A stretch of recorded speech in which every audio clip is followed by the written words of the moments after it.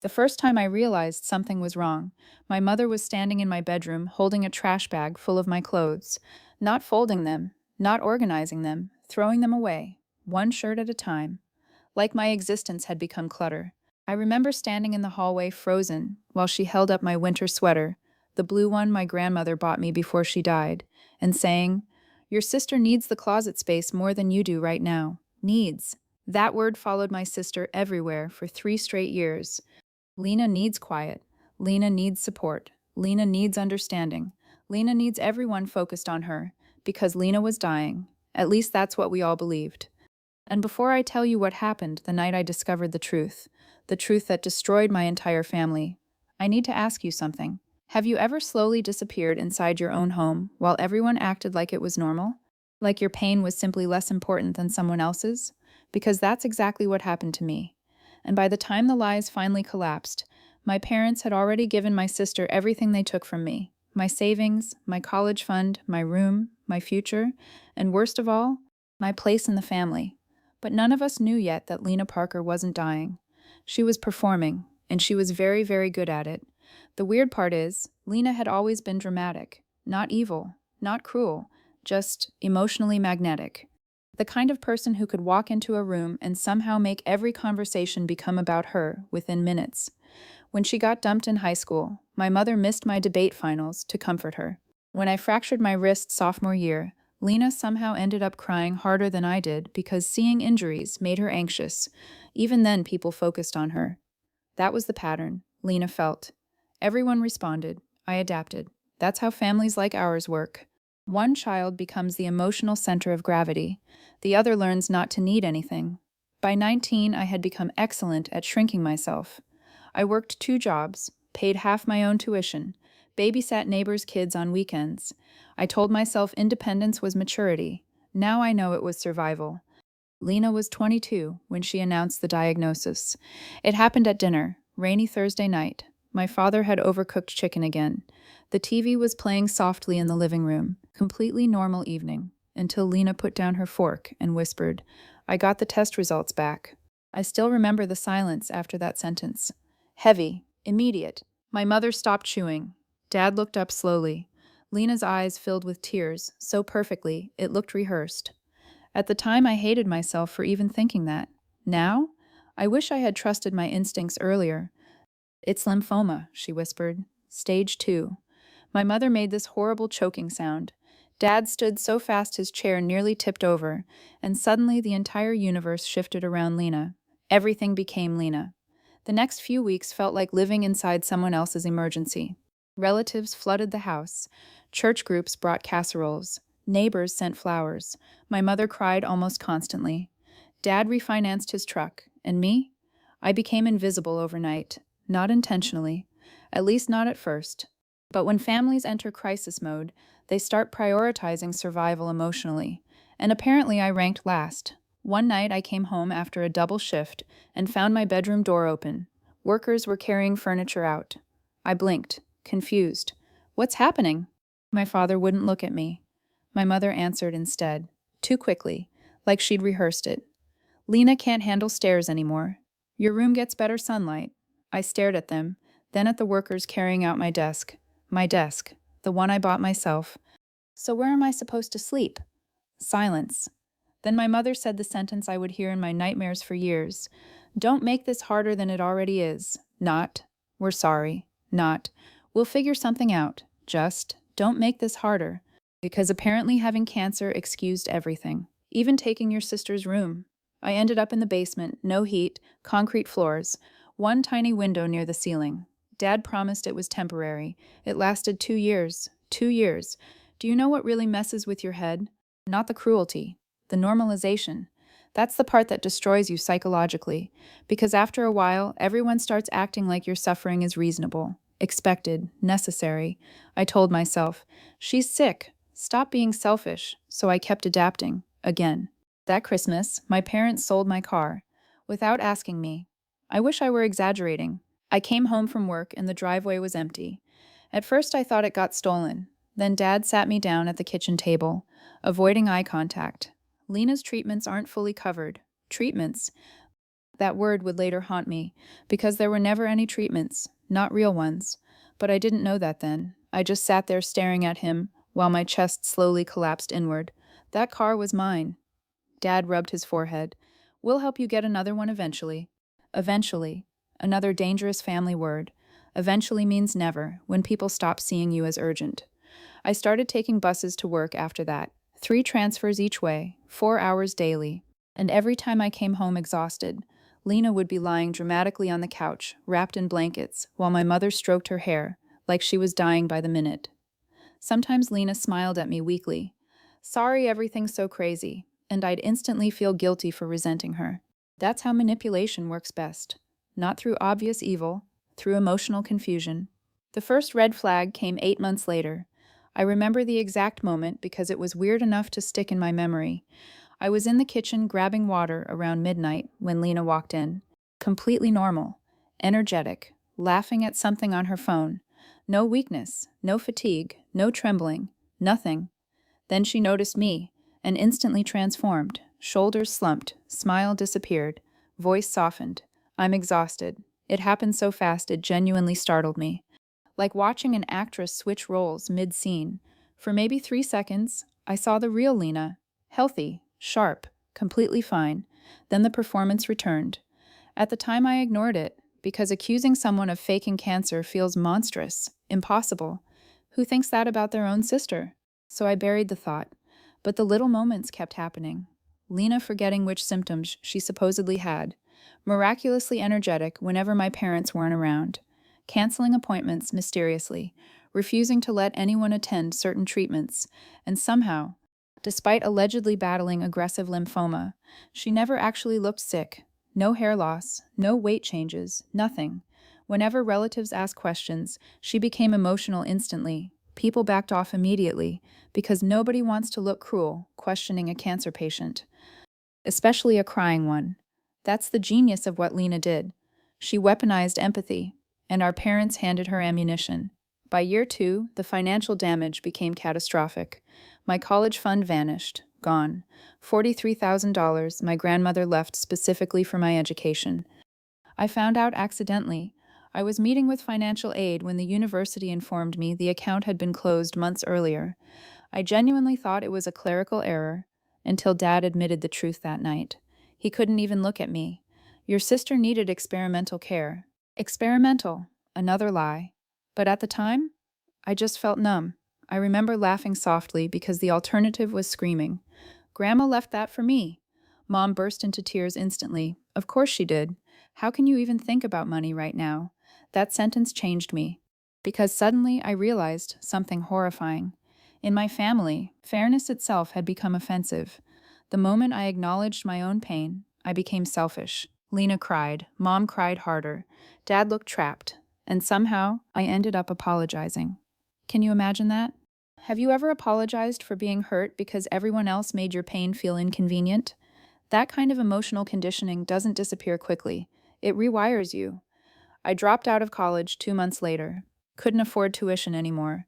Worked full-time instead. Meanwhile, Lena posted inspirational quotes online about fighting battles silently. People called her brave, strong, and inspiration. She gained thousands of followers. Donations started appearing. Local fundraisers, church collections, GoFundMe campaigns. Everyone adored her. And every single time someone praised her courage, I felt smaller. By year 3, I barely recognized myself anymore. I was 23, exhausted constantly, working 60 hours weekly, still sleeping in the basement, still financially drowning, and still somehow treated like the least important person in the house. Meanwhile, Lena had become untouchable, emotionally sacred. The family orbited around her entirely. Then came the night everything cracked open. Ironically, it happened because I forgot my headphones. That's it. One tiny mistake. I'd already left for work when I realized I forgot them in the basement. So I came back quietly around 7 a.m. The house was unusually calm. Mom and Dad had already left for some medical appointment with Lena, or so I thought.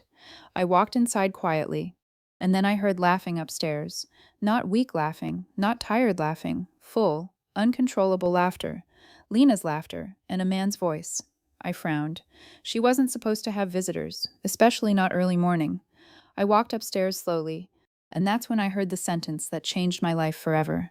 A male voice laughing. Babe, if your followers knew you were healthier than all of them combined, they'd riot. Silence.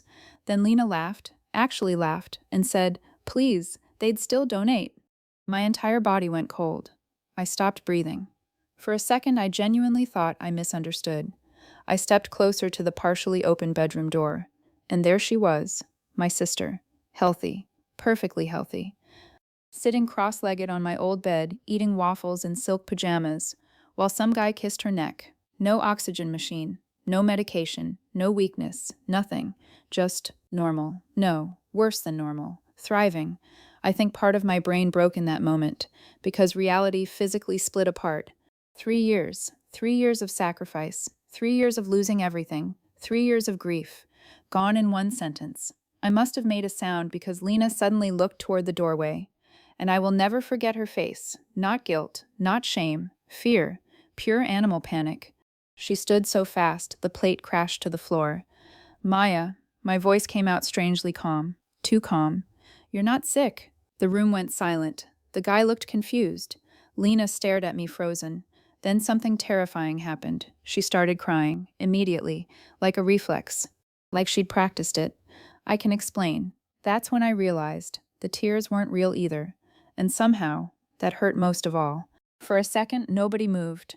The guy beside Lena looked between us like he'd accidentally walked into the middle of a hostage situation. And honestly, maybe he had, because the person standing in that doorway was not the exhausted, obedient version of me my family had spent 3 years creating. Something inside me had snapped so completely it almost felt peaceful. Lena wiped fake tears from her cheeks. Maya, please let me explain. Who is he? My voice sounded dead, flat. That scared her more than screaming would have. The guy stood awkwardly beside the bed, tall, expensive watch, gym body, probably 26 or 27. Definitely not someone secretly dating a dying cancer patient out of pure devotion. He looked uncomfortable now. Good. Lena swallowed hard. This is Caleb. Caleb gave one small nod, like we were at a dinner party instead of inside the collapse of my entire reality. I stared at him. Did you know? His jaw tightened. And there it was, confirmation before he even spoke. Not at first, not at first, meaning yes now, meaning multiple people knew, meaning I had been the only idiot left in the dark. I looked back at Lena, still healthy, still glowing, still standing in my stolen bedroom, wearing silk pajamas, paid for with sympathy donations. And suddenly every memory from the last 3 years started replaying differently. Every dramatic hospital selfie, every trembling voice, every fundraiser, every family prayer circle. Fake, all fake. My stomach turned so violently I thought I might throw up. Tell me right now, I whispered. Tell me none of it was real. Lena's eyes filled again instantly. That performance reflex. It started real, I laughed. A sharp, ugly sound. Cancer doesn't start fake accidentally, Lena. Caleb stepped backward slowly, like he wanted no part of this anymore. Smart man. Lena reached toward me. Please lower your voice. You stole my life. The scream exploded out of me before I could stop it, and suddenly all the rage from 3 years came pouring out at once. The basement, the car, the tuition, the birthdays missed, the jobs, the humiliation, everything. Mom sold Grandma's jewelry. Dad emptied my college fund. I dropped out of school for you. Lena started sobbing harder. Real tears this time. Interesting how truth finally triggered genuine emotion. I never wanted things to go this far. There it was. Not, I'm sorry. Not, I lied. Just, it went too far. Like this whole thing had simply spiraled accidentally. I looked at Caleb again. How long have you known? He rubbed the back of his neck uncomfortably. About a year. A year. One entire year this random man knew my sister was a fraud, while I was riding buses to double shifts, because my family drained my future into her fake illness. I physically started shaking. Caleb noticed immediately. Hey, maybe sit down. Don't touch me. He backed off instantly. Lena stepped forward again desperately. Maya, listen to me. No, you listen. I pointed around the room. My room, the sunlight room my parents gave her because she was dying. Do you know how many nights I cried downstairs? Do you know how many times I defended you? People ask questions, Lena. I defended you. Her face crumpled. But I was past empathy now. 3 years too late for empathy. Then I asked the question that truly mattered. Do mom and dad know? Silence, tiny hesitation. But I caught it, and my entire body went numb. Oh my God. Lena started panicking immediately. No, no, no, it's not like that. They know? Caleb closed his eyes. That told me everything. I actually staggered backward, not because of Lena, because of them, my parents, the people who destroyed my life to save their sick daughter. They knew. Maybe not the entire 3 years, maybe not from the beginning, but they knew now, and they let it continue. I suddenly understood something horrifying. The fake cancer wasn't the deepest betrayal. The cover-up was. Because once my parents discovered the truth, they had a choice. Protect honesty or protect Lena. And just like always, they chose her. I turned toward the hallway. Lena grabbed my wrist, hard. If you tell people, you'll destroy us. Us. Interesting word. I looked down slowly at her hand gripping me, then back at her face, and very quietly said, You already destroyed me. And I walked out. I don't remember driving, seriously. I only remember ending up parked behind the grocery store where I worked, engine running, hands locked around the steering wheel, breathing too fast. Because how do you process something like that? Your entire reality gets rewritten in 10 minutes. Every sacrifice suddenly becomes abuse. Every memory becomes manipulation. And the worst part, I still loved them. Isn't that sick? Even after everything, part of me still wanted Lena to explain it away somehow. To say there was a misunderstanding. To make this nightmare reversible. But deep down, I already knew the truth. The signs had always been there. I just ignored them because normal people don't assume their sister is faking cancer. My phone started vibrating nonstop. Mom, Dad, Lena, over and over. I ignored all of them. Then Dad texted, Come home now. Not, let's talk. Not, please, a command. Like I was still the obedient daughter absorbing damage quietly. For the first time in years, I didn't obey. Instead, I called the one person in my life who still felt safe, my grandmother's younger sister, Aunt Helen. She answered on the second ring, and the second she heard my voice, she knew something was wrong. Maya? I started crying so hard I couldn't speak. Not graceful tears, full body collapse, the kind where words physically stop functioning. Helen stayed silent until I could breathe again, then softly, Tell me. So I did, all of it, and the longer I talked, the quieter she became, until finally she whispered, I knew something wasn't right. I froze. What? Helen sighed heavily. Your grandmother suspected it too before she passed. The world tilted again. Apparently 6 months before Grandma died, she questioned Lena about treatment inconsistencies, medical details not adding up, hospital names changing, doctors nobody could verify. Grandma confronted my mother privately, and according to Helen, my mother exploded defensively. After that, Grandma stopped bringing it up, but before she died, she told Helen something chilling. That family is sacrificing the wrong daughter. I broke completely after hearing that, because someone saw it. Someone noticed. I wasn't crazy. I wasn't selfish. I wasn't imagining the imbalance. Grandma knew. Helen spoke carefully after a long silence. Come here. I blinked. What? Pack your things and come stay with me. That offer nearly destroyed me emotionally, because nobody in my family had chosen me in years. Nobody. I whispered. I don't have money. I didn't ask about money. And that's when I realized how starved I was for basic unconditional kindness. I drove home around sunset, not because I wanted reconciliation, because everything I owned was still in that basement.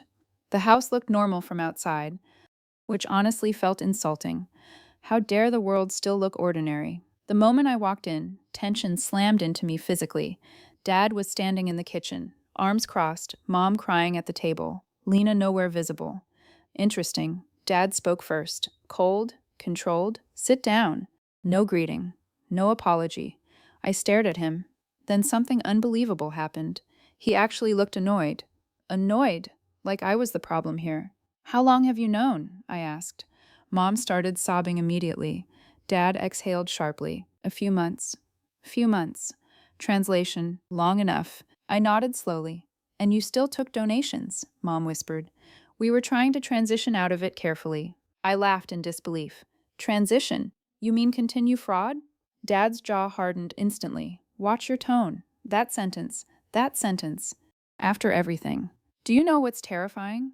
How some parents care more about authority than morality. I stared at him, actually stared, and suddenly I saw him clearly for the first time. Not strong, not wise, weak, terrified of conflict, terrified of public embarrassment, terrified of admitting he failed. So instead, he protected the lie. I asked quietly, "Did you know before taking my college fund?" Silence. Mom cried harder. Dad looked away. That was enough answer. I felt physically sick, because it meant they knowingly destroyed my future to sustain Lena's fantasy. Not accidentally, knowingly. Why? That single word came out broken. Mom reached for me desperately. She was struggling mentally, so was I. The room went silent. I pointed toward the basement door. I slept downstairs for 2 years. I worked 60-hour weeks. I lost school. I lost everything. Mom cried into her hands. Dad rubbed his forehead aggressively. Then he said something I will never forgive.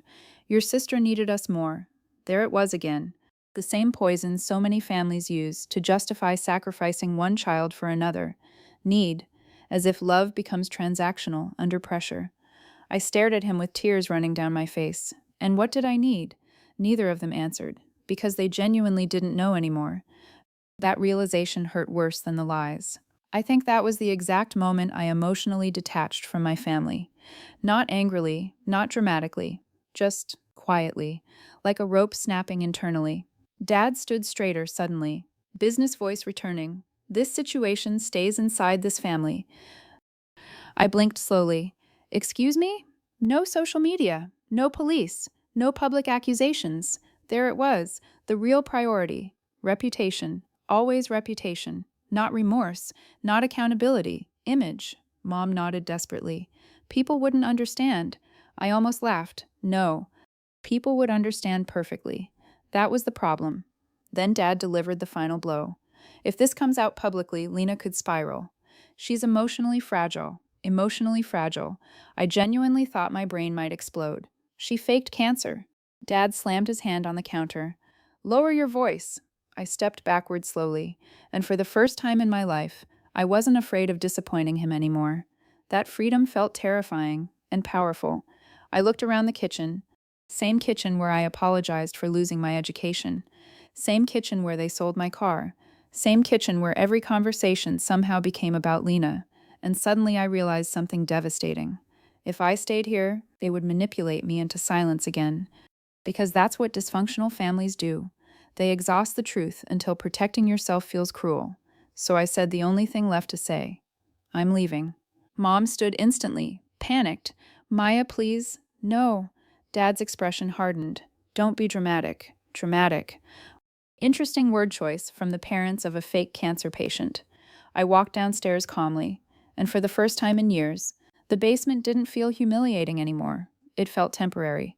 I packed 2 duffel bags quietly while hearing muffled arguing upstairs, Mom crying, Dad pacing, Lena finally emerging from her room. At one point, she came downstairs slowly, eyes swollen, voice trembling. You hate me now. I zipped my bag calmly. I don't even know you. That visibly shattered her. Good. She stepped closer. I was scared. I looked at her, really looked, and asked the question that had haunted me all day. What exactly were you scared of? Being sick or being ordinary? She burst into tears again, but this time I felt nothing. That scared me more than anger would have, because indifference means something truly died. She whispered, I never thought it would go this far. There was that sentence again. Nobody takes responsibility in families like ours. Things just go too far. Like betrayal happens accidentally. I picked up my bags, walked past her, and she suddenly grabbed my arm desperately. Please don't ruin my life. I stopped, slowly turned toward her, and quietly said, You built your life on ruining mine. Then I walked out the front door, and none of them followed me. I thought leaving would feel dramatic, explosive, like those movie scenes where someone storms out while the family cries behind them. It didn't. It felt quiet. That was the disturbing part. No one chased me into the driveway. No one begged me to stay. The front door closed behind me, and just like that, 3 years of my life ended with the sound of a latch clicking shut. I drove to Aunt Helen's house with both windows down because I couldn't breathe properly. My chest felt hollowed out, like someone had scooped everything soft out of me and left only exhaustion behind. And the worst part, I still kept thinking about my mother crying. Isn't that insane? Even after discovering everything, some broken part of me still wanted to comfort her. That's what emotional conditioning does. It trains you to protect the people hurting you. Helen opened the door before I even knocked. The second she saw my face, she wrapped her arms around me. No questions, no lectures, no, but they're still family, just safety. And I completely broke apart. I cried into her shoulder so hard my ribs hurt. Not graceful tears, not cinematic tears. Years of humiliation finally leaving my body. Helen just held me quietly while I shook. Then she whispered something that changed me forever. You don't have to earn love here. I swear to God. That sentence healed something in me instantly, because I had spent years believing love was something you purchased through sacrifice, through silence, through usefulness, through being easy. Helen gave me her guest room, fresh sheets, warm lamplight, a tiny vase with yellow flowers near the bed. Normal things, but after living in that basement for 2 years, it felt unreal. That first night, I slept 14 straight hours. No nightmares, no panic, no listening for Lena crying upstairs. Just silence, safe silence. When I woke up, my phone had 83 missed calls. Mom, Dad, Lena, unknown numbers. I ignored all of them, until I saw one message from my cousin Rachel. Please tell me it isn't true. My stomach dropped, because suddenly I realized the lie was leaking. Apparently, someone from Lena's online support group had seen photos Caleb posted from a beach trip 2 weeks earlier. Photos of Lena drinking, tanning, surfing. Very strange behavior for someone supposedly undergoing intensive cancer treatment. Questions started spreading online. Then, one former donor demanded medical proof publicly. Lena deleted comments. That made things worse. People became suspicious fast. And once suspicion starts online, it spreads like gasoline fire. By noon, local Facebook groups were exploding. Someone posted screenshots of fundraiser totals. Another person noticed inconsistencies in hospital names from old posts. Then an anonymous account commented, "She's never had cancer." The internet detonated instantly. I sat frozen on Helen's couch, reading comments multiply by the second. Fraud. Scammer. Arrest her. Disgusting. My hands started shaking, because suddenly this wasn't private, family dysfunction anymore. It was public collapse. And then my phone rang again. Dad, I answered before thinking. The second I picked up, he exploded. Did you tell people? No hello, no concern, just rage. I pulled the phone away from my ear. I haven't told anyone anything. Someone leaked it. His breathing sounded panicked, terrified, not of morality, of exposure. I closed my eyes. Dad, she lied to thousands of people. She's your sister. That sentence again, as if biology erased consequences. I whispered, was I ever your daughter? Or just collateral damage? Silence. Then Mom started crying somewhere in the background. Dad lowered his voice immediately. People are threatening legal action. There it was, the real emergency. Money. Public image. Consequences. I asked quietly. How much did she take? Long silence. Too long. My stomach turned. Around 200,000. I physically stopped breathing. $200,000 from donations, fundraisers, church collections, sympathy campaigns. $200,000 built on fake cancer. I sat down slowly. Helen looked up immediately from the kitchen, concern flooding her face. Meanwhile, Dad kept talking rapidly. We can fix this if everyone stays calm. You stole from people. We didn't steal Dad. She faked cancer. His voice cracked suddenly. For the first time, I heard genuine fear. You don't understand what's happening. No, he didn't understand. Because for 3 years they controlled the narrative inside the family. But public judgment? Public judgment is merciless. And unlike me, the internet wasn't trained to forgive Lena automatically. I hung up, then immediately turned my phone off completely. I couldn't take it anymore. Helen sat beside me quietly. How bad is it?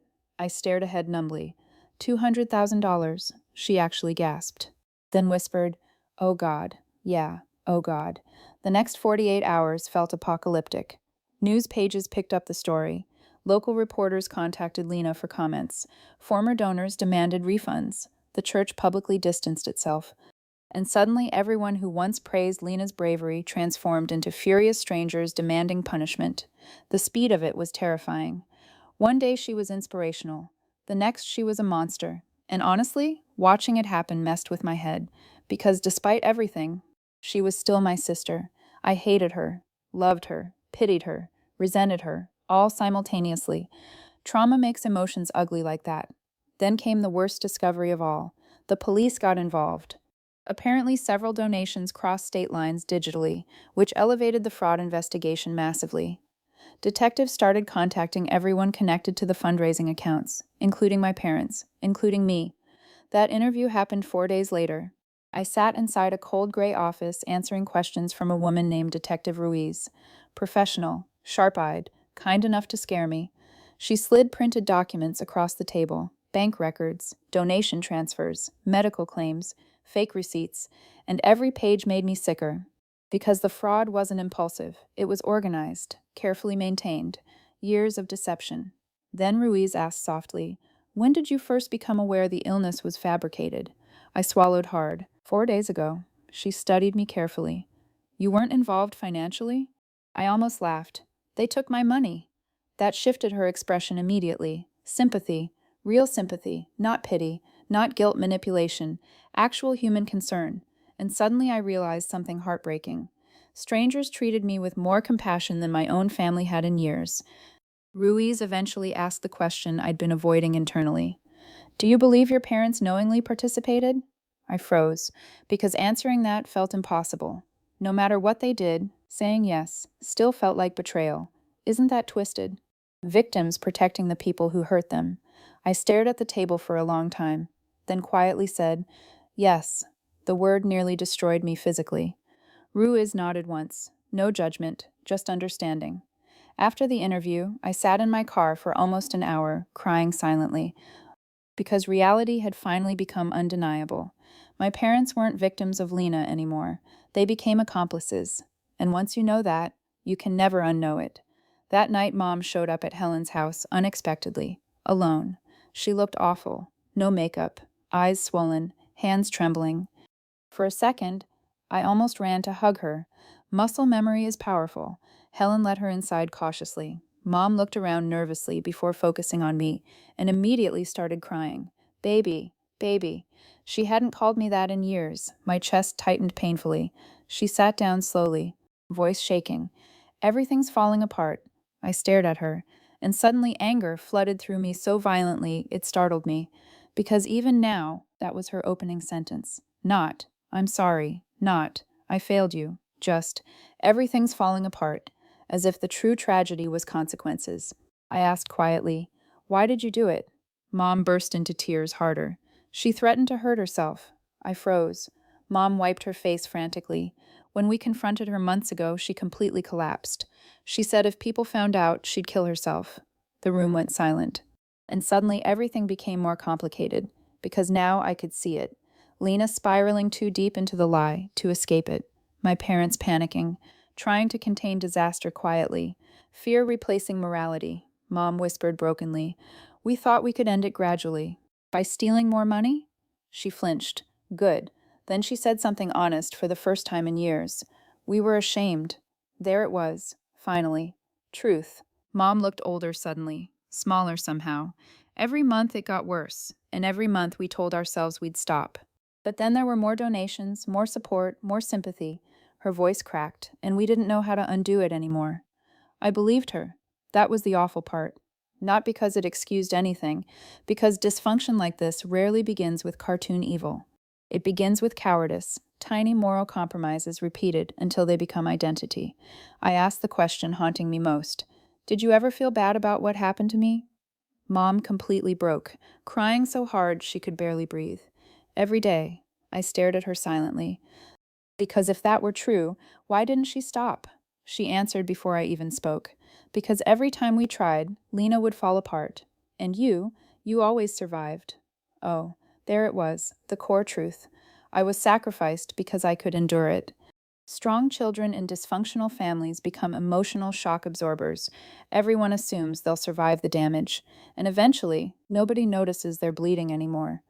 Mom reached for my hand desperately. Please don't hate us forever." I looked at her tired face and realized something devastating. She genuinely loved me, just not enough to protect me. "That distinction changes you permanently," I whispered. "You watched me disappear." Mom sobbed uncontrollably. Helen quietly walked into the kitchen to give us privacy. And for several minutes there was only crying between us. Years of it. Finally, Mom whispered, "Your father's being questioned tomorrow." My stomach dropped. "What?" "The detectives think he helped move donation money." I closed my eyes. Of course he did.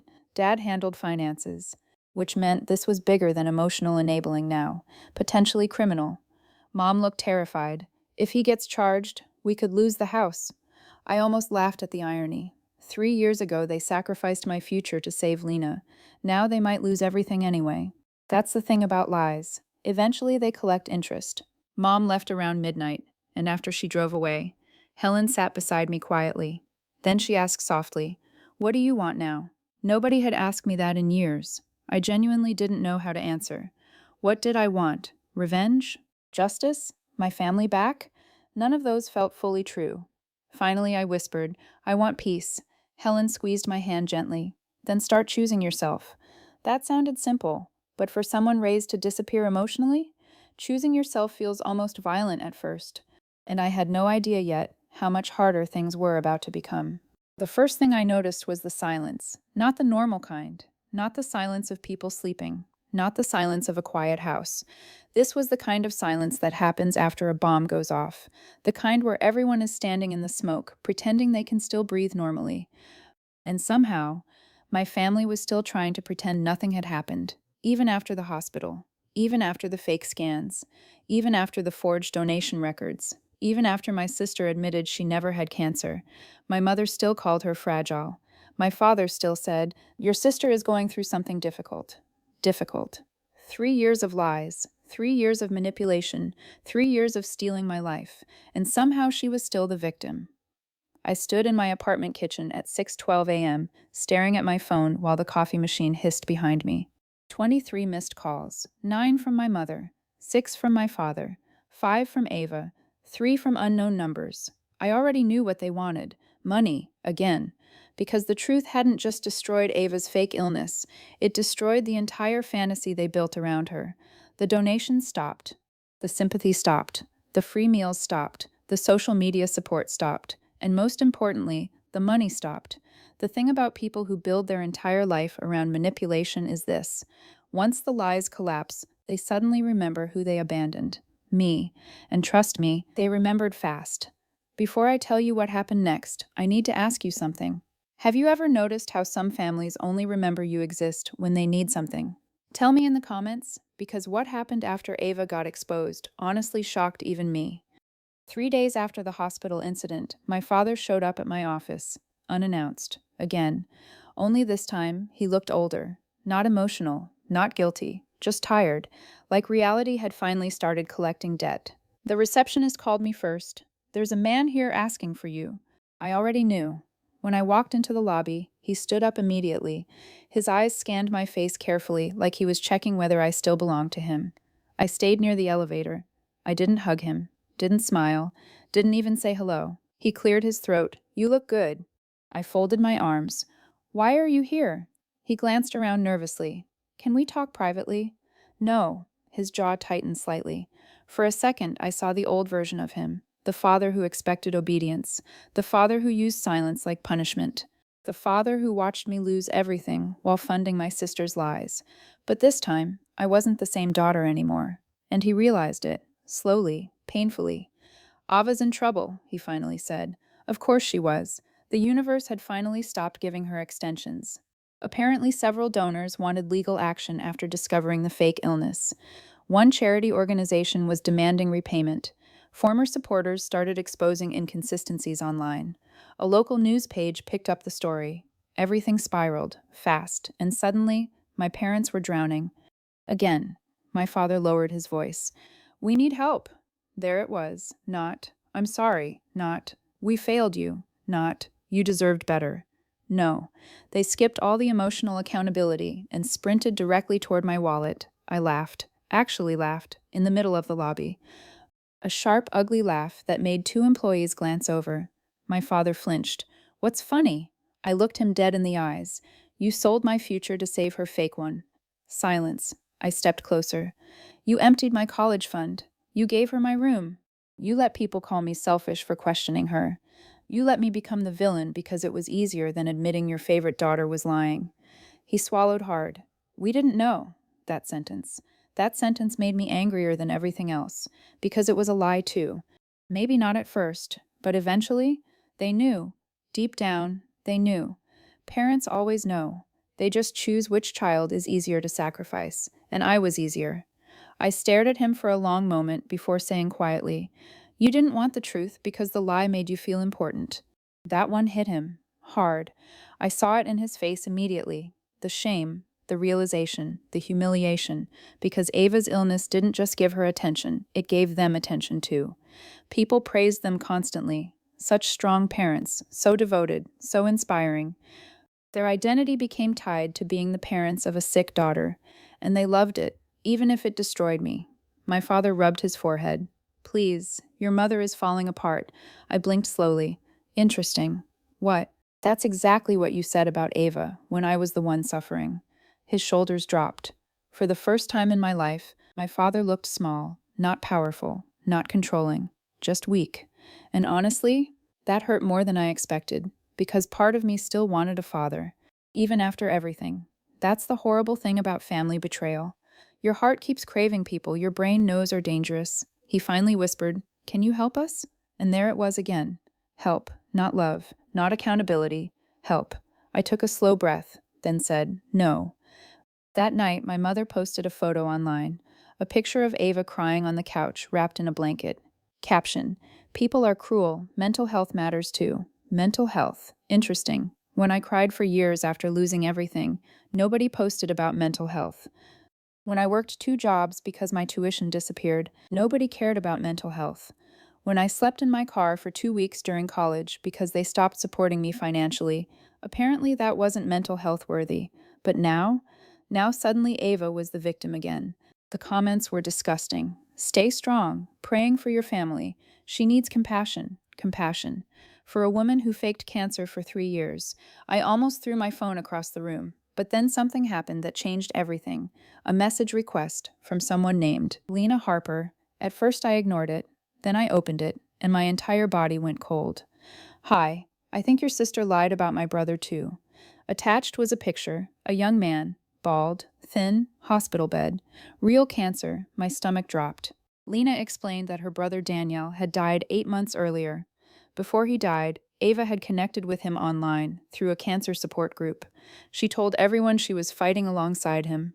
But according to Lena, Ava used Daniel's story for attention, copied details from his treatment, his symptoms, even parts of his medical journey. After Daniel died, Ava posted emotional tributes online, pretending they had some deep connection. But Lena found inconsistencies after the hospital exposure story spread locally, and now she wanted answers.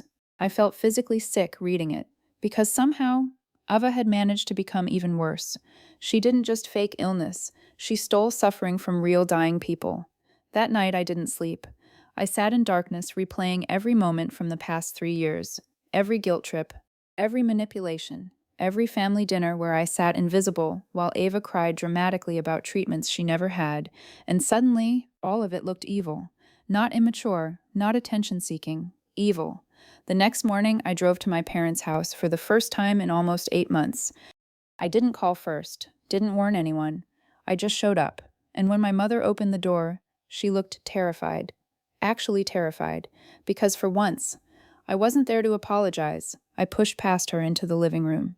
Ava sat on the couch in oversized pajamas, holding tea like some fragile survivor in a Netflix drama. The moment she saw me, her face hardened. Interesting. No tears this time, no weakness, no performance, just anger, pure anger. Because manipulators hate losing control of the narrative.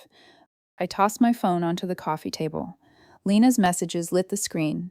Ava read them, and all the color drained from her face. My mother looked confused. What is this? I looked directly at Ava. Tell them. She stayed silent. I stepped closer. Tell them whose cancer story you copied. My father frowned. What is she talking about? Ava finally snapped. I didn't copy anything. There she was, the real Ava, not sick, not weak, just vicious. I laughed bitterly. You stole details from dying people. My mother sat down slowly, confused, lost, like reality itself was starting to crack around her. Ava pointed at me. You ruined my life. That sentence. That sentence actually stunned me, because after everything, she still believed I was the villain. And honestly, that's when I realized something terrifying. Ava didn't think she lied. Not really. In her mind, she deserved the attention, which made her dangerous, very dangerous. My father stared at her, long, silent, then quietly asked, Is it true? And for the first time in years, Ava looked nervous, not performative nervous, real nervous, because the illusion was finally breaking inside the only people who mattered to her. Our parents, she whispered. I just wanted people to care. My mother burst into tears immediately, but not the kind Ava expected. Not protective tears, heartbroken tears, the kind that come when a parent realizes they destroyed one child while enabling another. And suddenly, everything shifted. My father sat down heavily in the chair beside the window, like his legs stopped working. He looked older than I'd ever seen him, older than 53, older than reality itself. And then he asked the question that should have been asked years ago. What else did you lie about? Silence. Ava froze. My heartbeat slowed, because deep down, I knew there was more, and judging by the fear in her eyes, she knew it too. If you've ever dealt with someone who lies so much they forget reality, you already know how dangerous this part becomes, because once one lie collapses, the rest start falling fast. And trust me, what came next destroyed my family permanently. I used to think the worst part about losing your family was the moment they chose someone else over you. I was wrong. The worst part is when they look you in the eye, after destroying your life, and still expect you to feel guilty for surviving without them. And if you've ever had someone hurt you so badly that even their apology felt insulting, you already know exactly what I mean. Because by the time my sister's fake cancer lie finally collapsed, my parents weren't asking me for forgiveness anymore. They were begging. But before I tell you how that happened, I need to tell you about the voicemail. The voicemail that changed everything. The voicemail that exposed my sister in a way no one could deny. And the voicemail my mother cried over for 3 straight days. 3 weeks after Aunt Diane showed me the medical records, my phone rang at 1:14 a.m. Unknown number. I almost ignored it, almost. But something in my stomach twisted, so I answered. Lena? It was my father, and I immediately knew something was wrong. Not because of what he said, because of how he sounded. Small, weak, terrified. I sat up in bed. What happened? Silence, then breathing, then finally, your sister is gone. My chest tightened instantly. Gone? My brain immediately jumped somewhere horrible. Car accident, hospital, suicide, something catastrophic. What do you mean gone? Another pause. Then, she emptied the accounts. I froze. Every account, every savings account my parents had left, every donation fund, every sympathy payment, every medical emergency fundraiser, gone. Over $420,000, vanished overnight, and suddenly, everything made sense. The luxury bags, the vacations, the designer shoes, the hidden shopping deliveries, the late-night disappearances, the fake crying, the manipulation, the endless emergencies. She was never surviving, she was spending, and my parents had funded all of it. My father sounded like he'd aged 20 years overnight. She left a note. I closed my eyes. Of course she did. People like Vanessa always leave notes, not because they feel guilty, because they still want control. What did it say? His voice cracked. She said she deserves to be happy after everything she's been through. I laughed. I actually laughed, not because it was funny, because it was insane. My father started crying softly on the phone, and for the first time in years, I didn't feel angry hearing him cry. I felt tired. Just tired. Dad. She lied to us, Lena. His voice shattered. She lied for years. I stared into the darkness of my apartment. The same apartment they once called selfish. The same apartment they refused to visit. The same apartment I rebuilt my life in completely alone. And suddenly, I remembered every single moment they abandoned me for her. Every birthday skipped. Every accusation. Every manipulation. Every cruel sentence. Every time they called me jealous.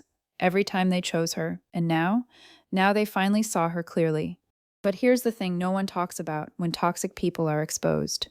The damage doesn't magically disappear. Truth doesn't undo trauma, and apologies don't rewind years. The next morning, my mother showed up at my apartment, unannounced, again, but this time, she looked completely different, not elegant, not composed, destroyed. Her makeup was smeared, her hair was messy, and her hands were shaking so hard she could barely hold her purse. I opened the door slowly. She looked at me for 3 seconds before whispering, "You were right." And somehow, those 3 words hurt more than every insult combined, because I never wanted to be right. I wanted my family. She burst into tears immediately. Not the dramatic crying Vanessa used to do. Real crying, ugly crying, the kind that comes from realizing you destroyed your own life. She lied to us, Mom kept repeating. She lied to us. I leaned against the doorway silently. And then she said the sentence I never thought I'd hear. "We failed you." My throat tightened instantly, because if you grew up being scapegoated, you know how impossible that sentence feels. Most parents never admit it, ever. They rewrite history, they justify, they blame. But my mother? She finally saw it, all of it. And honestly, that hurt more than denial ever did. Because now there was no confusion left. They knew. They had always known, deep down. They just chose the easier daughter. Mom sat at my kitchen table for nearly 2 hours, and for the first time in my entire life, she told the truth. Not partial truth, not edited truth, the whole thing. Vanessa had started lying young. Tiny lies first. Stomach aches, fake fainting, invented bullying stories, manipulated emergencies, and every time she got attention from it, the lies got bigger, more dramatic, more dangerous. Mom admitted something else too, something that made my stomach drop. There were times we knew she was exaggerating. I stared at her. "You knew." Tears streamed down her face. "We didn't know how bad it was." That sentence hit like a truck. Because parents like mine don't accidentally create monsters. They enable them. Every ignored lie becomes permission. Every excuse becomes fuel. Every time they protected Vanessa from consequences, they taught her she could destroy people and survive it, including me, especially me. And then came the worst part. Mom looked down at the table and whispered, "Your father sold his retirement account for her treatments." I felt physically sick, not because of the money, because there were no treatments, no chemo, no surgeries, no medical debt, nothing. Vanessa stole their future, and they handed it to her willingly. My father had planned to retire at 62. Now he was 70, and still working part-time at a hardware store. Because of her. And suddenly, I understood why he sounded broken on the phone. This wasn't just betrayal, it was annihilation. 3 days later, the voicemail surfaced. Apparently, Vanessa accidentally sent it to the wrong person while drunk in Miami, a woman she used to party with. That woman sent it anonymously to my father. And eventually, he played it for me. I wish he hadn't, because once you hear someone laugh about destroying your family, you can never unhear it. Vanessa's voice was loud, slurred, mocking, and laughing. "So what if I lied?" she giggled. "They were stupid enough to believe me." More laughter in the background. Then, "Lena deserved it anyway. She always thought she was better than me."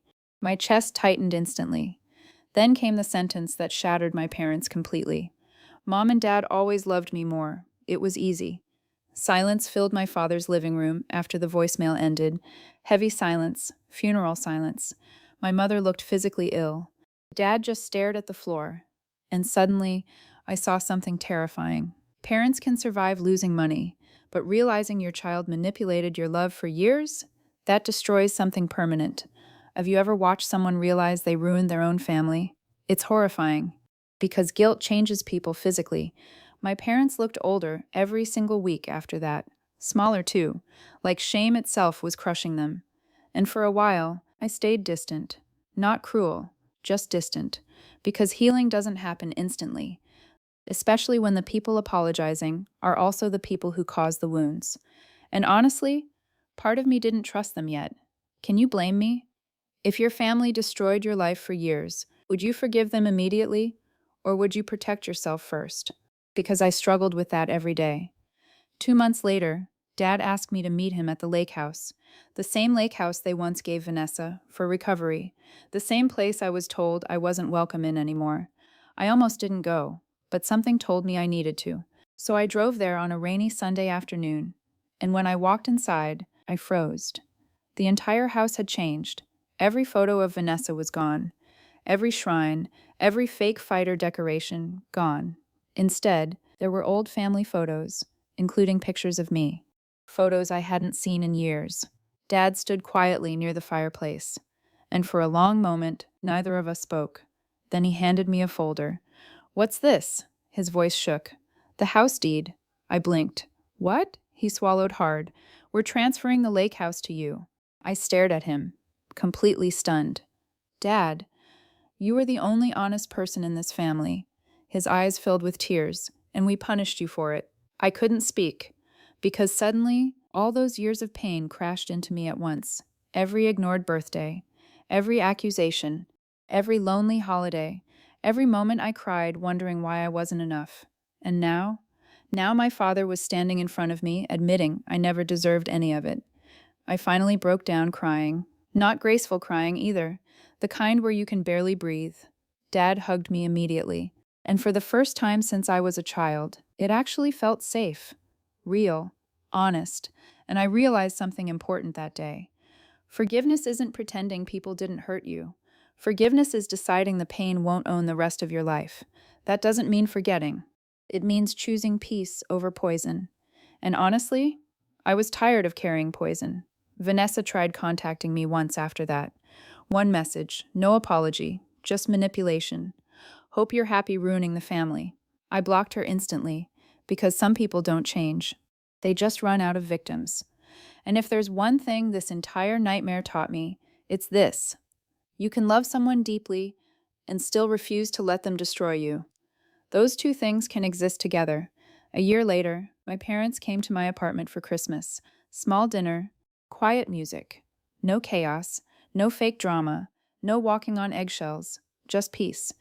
At one point, my mother looked around the room softly and said, "It feels calm here." And I realized she'd probably never experienced calm before either.